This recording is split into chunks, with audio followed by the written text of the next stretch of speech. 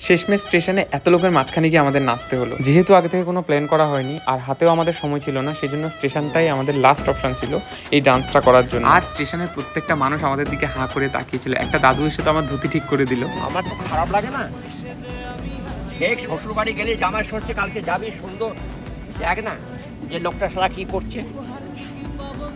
হ্যাঁ, জামাই বলে কথা না, ক্লোজ হয়ে দাঁড়া, এই দাঁড়া ঠিক করে ভালো করে তো। যেহেতু স্টেশনে বেশিক্ষণ দাঁড়ানো যাবে না আর আমরাও তাড়াহুড়োতে ছিলাম, সেই জন্য মাত্র 15 মিনিটে আমরা স্টেশনে ভিডিওটা শ্যুট করে বেরিয়ে পড়ি। কিন্তু তারপর হঠাৎই আমরা নোটিস করলাম যে আমরা একটা টেক মিস করে গেছি। তখন আবার স্টেশনে গিয়ে ভিডিও শ্যুট করা পসিবল নয়, কেন কি আমাদের হাতে একদমই সময় ছিল না। সেজন্য আমরা স্টেশনের পাশে একটা ব্রিজ পেয়েছি, সেই ব্রিজের উপরেই বাকি শ্যুটটা কমপ্লিট করে নিই। নিচে পুরো ঘেমে দুজনে স্নান হয়ে গেছি।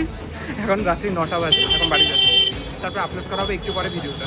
আর এদিকে বাড়িতে এসে শ্যুট স্টার্ট করতে না করতে একটা ঝামেলা বেঁধে গেল। যেহেতু আমরা খুব তাড়াহুড়োতে শ্যুটটা করেছি, সেজন্য এই টেকগুলো নেওয়ার সময় আমরা কেউই খেয়াল করিনি যে আমাদের ক্যামেরা অফ ছিল। আর এদিকে শ্যুট কমপ্লিট হয়ে গেছে ভেবে আমরা দই মিষ্টি যা ছিল সব খেতে স্টার্ট করে দিলাম। তারপর হঠাৎ জানতে পারি এতক্ষণ পর্যন্ত যা যা টেক নেওয়া হয়েছিল কিচ্ছু রেকর্ড করা হয়নি। তারপর আর কি আবার শ্যুট স্টার্ট হলো, কিন্তু এদিকে আমরা দই মিষ্টি প্রায় সব খেয়ে শেষ করে ফেলেছি। অগত্যা তখন ফ্রিজ খুলে দেখি ফ্রিজে দুদিনের বাসি দুটো মিষ্টি পড়েছিল, সেই দুটো মিষ্টি দিয়ে আমরা বাকি শ্যুটটা কমপ্লিট করি। বাই।